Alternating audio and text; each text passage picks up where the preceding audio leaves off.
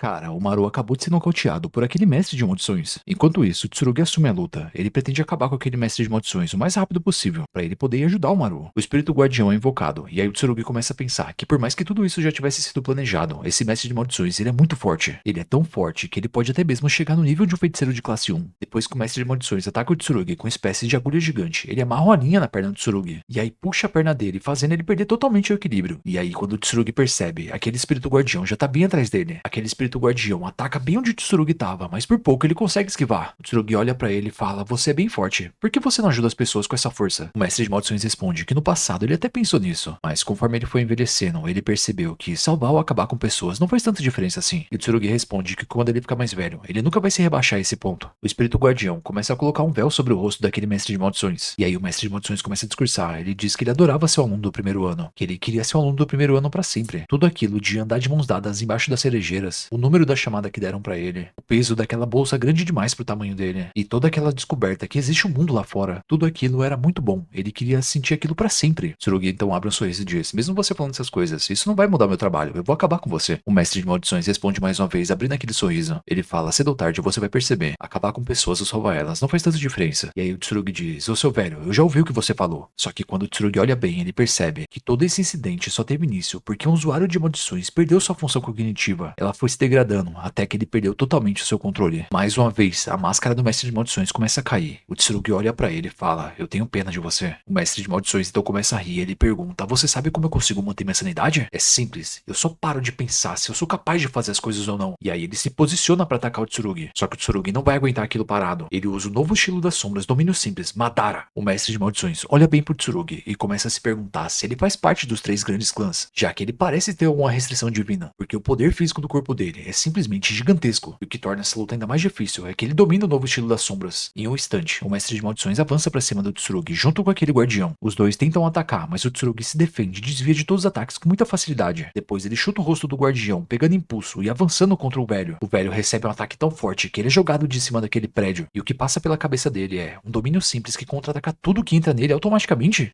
Nada mal, hein, garoto? Mas isso não é tudo. Um véu começa a ser formado em volta daquela escola, e aí o Mina avisa o Tsurugi que ele já evacuou todas as crianças da escola, e que agora o Tsurugi pode lutar a sério. O Tsurugi então abre um sorriso, mas não é de confiança. Isso porque ele já tá lutando sério. Nesse exato momento, nós vemos garras aparecendo, então a Yuka aparece, atacando aquele velho pelas costas. Ela para ao lado do irmão e pergunta: "E aí, vai a mãozinha aí?" O Tsurugi então responde, dizendo pra ela tomar cuidado com aquela agulha e com aquela linha, porque elas podem mudar de forma. Além do mais, apesar daquele espírito guardião ser bem lento, ele não para de encher o saco. Depois de deixar a Yuka par da situação, o Tsurugi começa a retirar sua espada da bainha, então chamas vão em direção àquele velho. Antes que o velho pudesse defender, a Yuka aparece bem ao lado dele, dando um soco no rosto. O espírito guardião aparece imediatamente pra defender aquele velho, só que o Tsurugi também avança contra ele, cortando o rosto dele. E aí a Yuka e o Tsurugi fazem um combo em cima daqueles dois. Assim que aquele combo termina, tanto o usuário de maldições quanto aquele guardião são derrotados. Mas antes que a Yuka e o Tsurugi pudessem descansar, aquele velho se levanta de uma forma totalmente diferente. Ele pergunta: "Mas o que é isso? Vocês já se cansaram?" E aí antes que o Tsurugi pudesse sacar sua espada, aquele velho enfia sua agulha no ombro da Yuka. Não deu nem tempo do Tsurugi se preocupar com sua irmã, e aí ele também recebe duas agulhadas na altura do abdômen. O velho começa a rir e fala: "Vocês subestimaram a minha habilidade de transformação, não é? A minha transformação usa a pele humana como material, e eu a completo usando o espírito guardião." O velho conta que é um pouco chato, que ele acaba perdendo mais do que ganhando quando ele acaba com alguma pessoa. É meio que como se tivesse faltando bolinhas num kit de matemática, e ele sempre tem que voltar pra procurar elas. Só que antes que ele pudesse terminar o seu discurso, pedras começam a ser levitadas, quando ele vê o Maru ali caído no chão, ainda inconsciente, mas com seu terceiro olho aberto e olhando diretamente pra ele. Mano, o terceiro olho do Maru acabou de ser aberto e seu poder começa a transbordar. O velho usuário de maldições começa a se perguntar: "O que é isso? O que tá acontecendo aqui? Ele tem um terceiro olho? Isso é real? Eu pensei que eu tinha derrubado ele lá atrás, mas como ele ainda consegue se mover?" O terceiro olho do Maru se abre totalmente, e aí um poder lançado contra aquele velho. Ele começa a se perguntar: será que ele tá tentando me induzir numa confusão mental? E aí ele espeta a sua própria mão pra tentar se manter lúcido, mas foi tarde demais. No instante que a mão dele foi espetada, o Maru já tava bem do lado dele, e aí o Maru vai e arremessa uma pedra. O velho tenta contra-atacar, mas o Maru muda a direção dela, e aí aquela pedra acerta diretamente o velho, jogando ele pra trás. O velho se pergunta: que merda de trajetória é essa? Mas no instante seguinte, quando ele percebe, o Maru já tá bem atrás dele, e aí ele dá um chute extremamente forte, destruindo o chão. O Tsurugi olha pra aquela luta assustado, se perguntando: "Maru, como assim? Você era tão forte assim?" "Não, espera, tem algo diferente nele." A luta vai pra dentro do ginásio da escola, e aí aquele velho começa a pensar: droga, eu devia ter acabado com ele bem naquela hora que eu tive chance. Ao mesmo tempo, a gente vê o Cross, e ele tá assistindo aquela luta bem de perto. Ele começa a dizer: droga, como você foi perder o controle tão fácil assim, Maru? Você é realmente muito estúpido. Tá bom, talvez isso faça com que os terráqueos comecem a nos atacar agora. Talvez talvez essa seja uma boa oportunidade, porque quando essa guerra começar, nós vamos ter o Daburá do nosso lado. E então nós descobrimos que esse é o nome daquele alien de nível Sukuna. Ao mesmo tempo, no ginásio, todas as bolas começam a levitar. Então aquele velho começa a imaginar se essa habilidade do Maru é uma habilidade de antigravidade, ou talvez até mesmo uma técnica que envolve algum tipo de conceito. Os dois se preparam pra luta enquanto a contagem regressiva começa. E aí o velho se lembra da única vez que ele foi derrotado em toda a sua vida. A luta recomeça, o Maru avança dando um chute, mas o velho desvia. Em seguida, o velho contra-ataca, só que o Maru segura o ataque dele, e aí dá um chute bem no estômago, jogando o velho pra trás. Quando o velho percebe, todas aquelas bolas estavam ao lado dele, e elas explodem. E aí, em um instante, o Maru aparece bem atrás dele, segurando outra bola. Ele joga a bola bem na cabeça do velho, retirando a atenção dele, e depois dá uma sequência de golpes frenética. O Maru dá uma pancada tão forte que joga aquele velho contra a piscina. A água começa a ferver, e o velho grita, tá quente! E aí ele sai pulando dali. Mas no instante seguinte, o Maru levanta sua mão, e aí ele congela aquela água com o velho dentro. O Maru se prepara para dar um soco, enquanto aquele velho totalmente destruído começa a pensar, droga, a técnica amaldiçoada dele consegue distorcer as leis da natureza. Só que antes que o Maru pudesse dar o golpe para finalizar aquele velho, o Tsurugi entra na luta e ele defende o ataque. Mas mesmo com todo o poder físico do Tsurugi, ele não é forte o suficiente, e aí ele acaba sendo arremessado para trás. No instante seguinte, nós vemos que o Maru avançou para cima dele, e aí o Tsurugi até tenta, ele diz, Maru, já chega. Mas o Maru não responde nada, e aí o Tsurugi percebe que ele tá totalmente inconsciente. Ao mesmo tempo, o Cross assiste a luta, impressionado pelo Tsurugi ainda conseguir se mover, com tantos ferimentos assim. Passa pela cabeça dele que não importa se o Tsurugi machucar o Maru, ou o Maru conseguir machucar o Tsurugi. Tudo é válido, já que os feiticeiros Jujutsu e o quartel-general dos aliens não estão tão unidos quanto parece. Na cabeça do Cross, ele tem certeza que existem terráqueos que são extremistas, e tão louco para se aproveitar dos aliens. Além disso, existem outros terráqueos extremistas que estão só procurando motivo para começar uma guerra. Ele não pode deixar que o Maru derrote um terráqueo que seja usuário de maldições, que é basicamente um vilão, já que derrotar um mocinho, um feiticeiro Jujutsu, seria um motivo muito melhor para começar uma guerra. Então o Cross diz, mate-o de uma vez, Maru, acabe com o Tsurugi. No mesmo instante, nós vemos o Tsurugi, ele abre um sorriso, se lembrando da conversa que ele teve com o Maru, de toda a gentileza dele. E aí o Tsurugi começa a pensar, eu não quero que o Maru seja o estopim pra uma guerra. Ele grita, acorda, Maru! Mas de nada adianta, o poder do terceiro olho do Maru acaba sendo lançado contra o Tsurugi. Tsurugi com toda a sua força tenta aguentar, ele grita, acorda logo! Nós vamos nos tornar vizinhos, não é mesmo, Maru? De algum jeito, aquelas palavras acabam tocando o coração do Cross. E aí, antes que o Tsurugi pudesse ser completamente derrotado, o Cross entra no meio da luta. Ele coloca a mão bem no rosto do Maru e diz, se acalme, Maru. E aí, no instante seguinte, o Maru cai inconsciente, só que o Tsurugi também cai. E aí o Cross olha pra trás pensando, droga, e eu acho que eu fiz merda. Cara, do nada, o Mahito aparece em Jujutsu Kaisen módulo, um pouco antes, enquanto o Maru tinha perdido seu controle e lutado contra o Tsurugi. Aquele velho usuário de maldições tinha fugido. E aí o Uzami vai atrás dele, ele diz, não se mexa. O velho se vira, se preparando pra lutar e diz, qual é? Você vai me dedurar pros professores? E então, o Uzami diz, eu vou falar mais uma vez. E aí ele começa a retirar sua luva. Ele coloca a mão na frente do rosto e fala, não se mexa. O velho imediatamente fica paralisado, percebendo que aquele selo na mão do Uzami é o selo amaldiçoado dos olhos e presa de cobra, uma fala amaldiçoada. O Uzami então dá um soco no rosto daquele velho e depois dá um chute, apagando ele totalmente. Depois ele manda o Mino cuidar do resto, e o Mino fica olhando pensando, cara, que medo. Corta a cena pro Cross levantando o Tsurugi dizendo, acorda, o que você quis dizer agora há pouco? Ele ordena, o que você quis dizer quando você falou vizinhos? Tsurugi então responde que foi algo que os Shimurianos mesmos disseram, que é como um companheiro que entende o porquê de algo ser tão importante pra você. Ouvindo aquela explicação, ele se sente irritado pelo Maru ter falado coisas desnecessárias. Ele pergunta por que o Tsurugi acha que eles podem se tornar vizinhos. Afinal, ele já sabe toda a história do país, de todos que aquele país teve que passar por cima para criar essa dita paz. Ele acredita que os humanos simplesmente nasceram sem precisar proteger suas próprias vidas, que eles devem desprezar os refugiados como os aliens, que eles devem achar simplesmente sujos, perigosos e pobres. E então, olhando irritado por Tsurugi, ele fala que ser vizinhos dos humanos é algo que eles nem mesmo querem. Pouco tempo depois, a ambulância aparece para levar o Tsurugi. Então, o Zami vai até o Cross para conversar com ele. O Cross imediatamente fala que ele quer levar o Maru de volta para a nave-mãe, para que eles possam cuidar dele. Ouvindo aquele pedido, o Zami começa a pensar que não seria bom se os Shimurianos descobrissem que o Maru se machucou. Então, ele simplesmente pede pro Cross deixar para que os humanos cuidem do Maru, caso não tenha nenhum tratamento específico para ele. Sem nenhuma reação, o Cross só fala que não, que é melhor que os Shimurianos cuidem do tratamento do Maru. E aí o Zami começa a pensar, droga, será que ele tá pensando que a gente quer estudar a biologia dos Shimurianos? Depois corta a cena e nós vemos o Cross bem na frente do Maru. Ele retira aquele tapa-olho, então começa a se disfarçar do seu irmão. E é aí que do nada a gente vê o Mahito aparecendo. O Mahito fala, qual é? Esse não é ele. E aí o Tsurugi acorda da cama tomando um susto. E é aí que do nada a gente vê o Mahito aparecendo. O Mahito fala, qual é? Esse não é ele. E aí o Tsurugi acorda da cama tomando um susto. Na frente da cama, o Cross aparece disfarçado de Maru e fala, Tsurugi, você tá bem? Tsurugi então assustado pergunta, cadê a Yuka? E aí o Cross diz que ela tá sendo examinada, mas que ela parece bem. O Cross disfarçado de Maru abre um sorriso amigável e fala, parece que o Cross apareceu lá, não é? E aí o Tsurugi pergunta, ele é sempre daquele jeito? O Cross então responde, como assim daquele jeito? E o Tsurugi normalmente fala, bom, sempre puto daquele jeito? O Cross fica meio sem jeito e fala, não, isso não é verdade, ele não é sempre assim. Logo em seguida, o Tsurugi pede desculpas pro Maru por ter falado sobre eles invadirem o planeta deles, e que meio que faltou compreensão da parte dele. Afinal, tem coisas que eles não podem fazer nada. Ouvindo o Tsurugi falar daquele jeito, o Cross fica meio sem jeito. Depois o Tsurugi logo corta. Ele pergunta, você usou sua técnica amaldiçoada, não é? E você se feriu. Você não vai receber nenhum tipo de punição? Logo em seguida, a Yuka aparece e fala, olha só, é o Maioral. Com um sorriso no rosto, ela fala que ouviu dizer que o Maru foi bem incrível na luta. Não que ela tenha visto, porque ela tava bem apagada na hora. E aí o Tsurugi fica tipo, caramba, realmente, se ele fosse o feiticeiro Jujutsu, ele entraria facilmente pra classe 1. Logo em seguida, o Tsurugi e a Yuka começam a falar sobre um compromisso que eles tinham hoje. A Yuka quer ir, mas o Tsurugi tá preocupado sobre os exames dela e se ela tá bem o suficiente pra ir. Ela fala que não tinha problema, porque ela só tinha passado um pouco mal. E aí o Cross pergunta, tá bom, mas pra onde a gente vai? E a Yuka responde, como assim pra onde a gente vai? Pra aquele lugar que você disse que queria ir. Corta a cena e vemos eles num carrossel, depois numa montanha russa, e em seguida comendo pipoca. O Cross fica comendo pipoca pensando, droga Maru, você não tinha colocado isso na sua agenda. Do nada, uma criança passa e acaba soltando o seu balão. O Cross pega ele e devolve pra criança, mas aquela criança olha pra ele e pergunta, ei, cadê a mamãe? E aí todo mundo fica tipo, que? Como assim cadê a mamãe? Essa criança tá perdida. Rapidamente, o Tsurugi e o Mino correm até o centro de crianças perdidas pra tentar resolver essa situação. A Yuka tenta animar aquela criança, dizendo pra ela esperar um pouquinho, porque a mãe dela já vai aparecer. Mas aquilo não deu certo, porque aquela criança começa a chorar. Bem seco, o Cross começa a falar que aquela criança não precisa chorar, porque não é como se os pais dela tivessem morrido. Ele só precisa aguentar quietinho e esperar que os pais dele apareçam. E aí, por causa do Cross falar daquele jeito, aquela criança fica desesperada e começa a chorar muito mais. Pra tentar animar aquela criança, o Cross solta o seu balde de pipoca, então ele pula dando um mortal no ar. E em seguida ele cai no chão, pegando aquele balde de pipoca antes que ele caísse. Todo mundo fica impressionado batendo palmas pensando, o que foi isso? Ele é o funcionário do parque? Do nada, a Yuka vai e solta um mortal pra trás. E ela fala, ei, eu também consigo fazer isso, não fica se achando. E aí o Cross fica pensando, qual é dessa menina? Do nada, a Yuka vai e solta um mortal pra trás. E ela fala, ei, eu também consigo fazer isso, não fica se achando. E aí o Cross fica pensando, qual é dessa menina? Pouco tempo depois, a mãe daquela criança aparece. E aí algo inesperado acontece. Aquela criança se sente agradecida e dá o balão pro Cross. A Yuka rapidamente avisa o Tsurugi que eles resolveram o problema da criança perdida. E o Cross fica olhando para aquele balão, tentando entender o que é o Halloween. A Yuka explica que é meio que um feriado cristão, mas que se originou em outra religião. E aí o Cross fica pensando, cristão? Então essa é a religião dos terráqueos? Mas a Yuka fala que não, porque somente 20 ou 30% da população mundial que segue essa religião. Ela conta que os japoneses são meio flexíveis em relação à fé, e que eles acabaram adotando esse festival por conta da economia do país. O Cross então pergunta, tá bom, mas vocês não possuem um deus no qual vocês acreditam? A Yuka então se senta e fala, bom, eu particularmente não tenho nenhum, mas e o seu povo Cross? Quando o Cross escuta isso, ele simplesmente fica quieto e olha pra ela. Ele não sabia que ela tinha percebido. Ela fala que já tava na cara, mas acha que o irmão dela não percebeu, e mesmo que ele tivesse percebido, ele não ia falar nada, porque afinal, se ele tivesse errado, ele ia passar vergonha, e ele não queria fazer isso. Afinal, ele é um cara que adora se achar. Eles voltam pro assunto, e o Cross conta que eles realmente têm uma religião. Ele pergunta, você sabe o que é um fumier? A Yuka responde que não, e aí eles começam a falar sobre uma religião cristã que era proibida no Japão antigamente. Eles faziam pessoas pisarem no desenho de Cristo para poder encontrar seguidores dessa religião, e que não conseguisse pisar naquele desenho era considerado cristão, e acabaria sendo executado, ou até recebendo outros tipos de punições. A Yuka então do nada começa a gritar, bom, eu sempre achei isso muito estranho. Mesmo que você seja um cristão, dá pra pisar, você não acha? Eles poderiam simplesmente dizer, oh meu Deus, me desculpe por ter pisado, ou algo assim. Afinal, toda a fé deles seria em vão se eles acabassem morrendo depois. A Yuka conta que até consegue respeitar o fato de outras culturas e religiões sentirem certo valor pelas coisas, mas é meio difícil de entender o porquê que eles acham isso tão importante. O Cross então pergunta, tá, mas e se fosse um ser vivo em vez de uma imagem? E se essa imagem tivesse vida, você ainda conseguiria pisar? A Yuka então pensa um pouco e diz, bom, eu entendi, eu não tinha pensado desse jeito. O Cross então fala que ele acha que a Yuka e o Tsurugi são muito superficiais, que pessoas como eles, mesmo sem perceber, acabam pisando na vida dos outros, e simplesmente ficam parados observando enquanto eles são roubados. O Cross diz, bom, eu não acho que pessoas que foram roubadas tenham o direito de roubar os outros, mas aqueles que foram roubados também ficam com vontade de roubar de volta. Então é bom que vocês se preparem. Ouvindo o Cross falar daquele jeito, a Yuka fica tipo, caramba, ele meteu uma declaração de guerra agora do nada. Ela pensa, bom, eu vou fingir que eu não vi nada. Depois ela fala que esse é o momento perfeito pro Cross acompanhar ela num negócio que ela tem pra fazer amanhã. E talvez os pensamentos dele mudem um pouco. Corta a cena pro Cross e a Yuka no centro médico de Kyoto. Um pouco depois, eles saem de lá e a Yuka fala que tudo que aquele médico falou mal entrou na cabeça dela. Além disso, era uma doença que ela nunca tinha ouvido falar antes. Cross pergunta, bom, isso não é basicamente um câncer? Dizem que muitos terráqueos têm isso. E a Yuka fala, bom, eu não sei a diferença entre um tumor maligno e um câncer. Eu só sei que é um problema que apareceu no meu cérebro. Por isso que eu tava achando que essa dor que eu tava sentindo não era normal. E aí a gente fica sabendo que a Yuka só tem mais 6 meses de vida. Ela até brinca dizendo que parece um enredo de novela ruim, que nada vai compensar que se um bonitão não aparecer pra visitar ela no hospital. O Cross então pergunta, por que você me trouxe junto? E a Yuka fala que ela não queria ficar sozinha, mas ela também queria estar com alguém que não sentisse pena dela. Ouvindo isso, o Cross começa a dizer que ele vai falar tudo o que ele quer. Ele fala que por mais que ela ainda tenha 6 meses de vida, é como se o coração dela já tivesse chegado no fim, que não importava mais o que ela fizesse a partir de agora, ela nunca vai sentir a mesma emoção que antes. Qualquer coisa que fizesse ela rir antes, as comidas gostosas, as músicas, as paisagens, é como se a partir de agora ela olhasse pra tudo isso e dissesse, eu vou morrer daqui a pouco, e daí? Nada disso importa. É como se tudo que ela fizesse se tornasse uma repetição, jogando o precioso tempo dela fora dentro de um redemoinho de ódio. E ela começasse a pensar, por que eu tenho que passar por isso? Não precisava ser eu, poderia ter sido aquela outra pessoa ali. A Yuka então pergunta, você acha isso mesmo porque você é desse jeito, Cross? E aí o Cross fala, sim, e agora você entendeu como é ter seu futuro roubado, Yuka. A Yuka então pergunta, tá, mas o que você pretende fazer, Cross? Você pretende roubar de mim, já que também tá sendo roubado? Cross se sente irritado ouvindo ela falar daquele jeito, então ele fala pra ela não comparar o dano que os dois sofreram, porque o dano que ele sofreu foi causado por outros povos, e o dela foi por uma doença. E a Yuka olha pra ele e fala, tá bom, mas foi você quem disse que também teve o seu futuro roubado. Você até perdeu sua casa, mas isso não te faz morrer, diferente do meu caso. E aí o Cross olha pra ela perguntando, você queria ganhar de mim na desgraça, não é? Você achou que me trazer aqui fosse me converter? E aí o Yuka responde, não, não é isso, eu só tô dizendo, tipo, por que você tá tirando conclusões precipitadas? Tem coisas que eu não posso mudar, mas talvez você consiga mudar, Cross, porque você ainda tem tempo. Ela diz, não tem problema ficarmos bravos com injustiças da vida, e não precisam ser esquecidas também. Então me diga, Cross, o que foi que aconteceu com vocês? Nós não somos seus inimigos. Irritado, Cross responde, dizendo que tudo isso é da boca pra fora. Ele pergunta, você acha que eu vou concordar com esse papinho de quem só esteve do outro lado? Mas nesse instante passa pela cabeça dele, não, ela não faz mais parte do outro lado. Mesmo assim, ele segue seu discurso irritado, falando sobre tudo isso de coexistência, sobre eles poderem viver na Terra juntos. Tudo isso é basicamente um viva na Terra sem causar problemas, tá bom? Ele pergunta, mas até quando isso vai continuar? Até quando a gente deve viver temendo que os terráqueos pensem assim? E se a gente tiver que viver dessa forma por anos, ou até mesmo décadas? E aí ele afirma, se for pra viver assim, então eu vou roubar também. A Yuka escuta toda aquela dor do Cross, então ela pergunta, tá, mas até quando você vai roubar? O Cross fica meio sem palavras ouvindo aquilo, então a Yuka continua seu discurso. Ela fala que é fácil odiar e roubar as pessoas, e deve ser até mesmo por isso que esse ciclo se repete. Logo em seguida, ela olha pra ele e pergunta, por que a gente não põe um fim nisso nós mesmos? E então com essa fala, a gente termina o capítulo 7.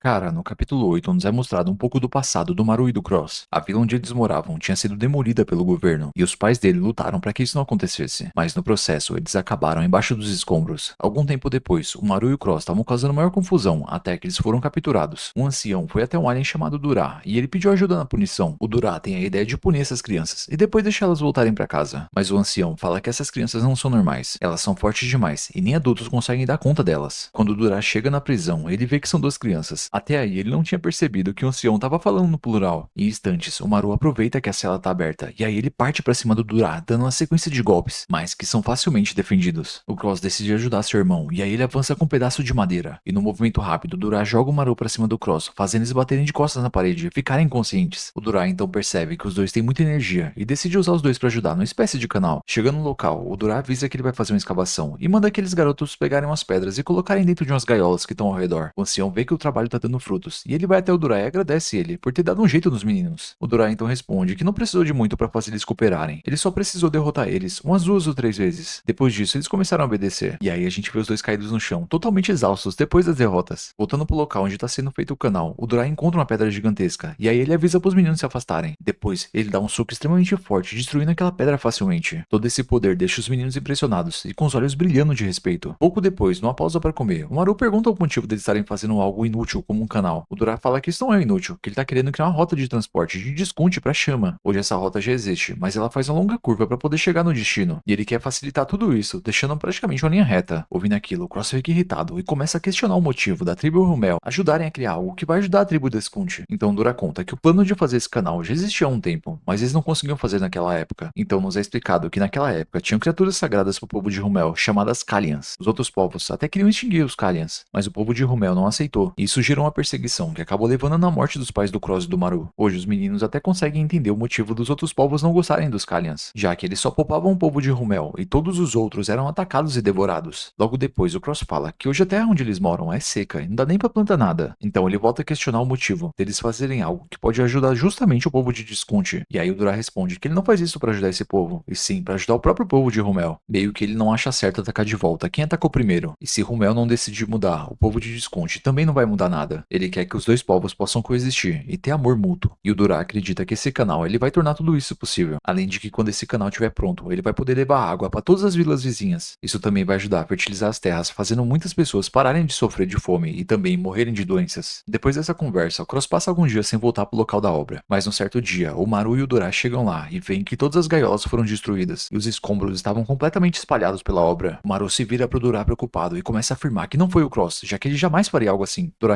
responde que ele sabe disso, que devem ter sido algum grupo que não gosta da ideia do canal, por eles não poderem entender. Depois ele até fala que vai deixar esses criminosos impunes, porque seria perda de tempo ir atrás deles. Corta a cena lá pra vila, onde os criminosos estão conversando tranquilamente. Eles até pretendem voltar lá pra atrapalhar tudo de novo, até que do nada o Cross aparece e entra dentro daquela tenda. Ele fala que o Duran não sabe lidar com esse tipo de situação, afinal é mais rápido só dar um fim nesses peixes pequenos e resolver todo o problema. E aí em um instante, o Cross aparece prestes a dar um soco bem no rosto daquele criminoso. Um tempo depois, o Maru e o Duran voltam pro local do canal, e o Cross já tinha chegado mais cedo para começar a trabalhar. Isso porque ele não queria que o Duran pensasse que ele era igual àqueles criminosos. Conforme os dias passam, as gaiolas acabam e eles aprendem a fazer mais. Aprendem a plantar, e também chega até um dia que a comporta quebra e inunda tudo. Depois de um bom tempo, os anciãos da vila decidem ajudar o Duran e chamam as pessoas da vila para trabalhar. Até mesmo o Jabaloma aparece por ali. Até que o Cross olha no meio da multidão e ele vê aquele grupo de criminosos que ele deu uma surra. Ele se lembra das palavras do Duran sobre coexistir e decide até aqueles criminosos e pedir desculpas e agradecer pela ajuda. E aí os criminosos acabam se desculpando também. Depois disso, o Cross se vira pro Maru e pro Duran e diz que agora finalmente ele consegue entender o que o Duran quis dizer naquela época. Conforme os dias vão passando, todo mundo trabalha até que finalmente eles conseguem fazer o grande canal. Alguns anos depois, quando o Maru e o Cross já estavam grandes, um barco gigantesco aparece e passa por eles. Então eles finalmente podem ver que os esforços que eles tiveram geraram frutos. Um tempo se passa e eles recebem uma solicitação de desconto.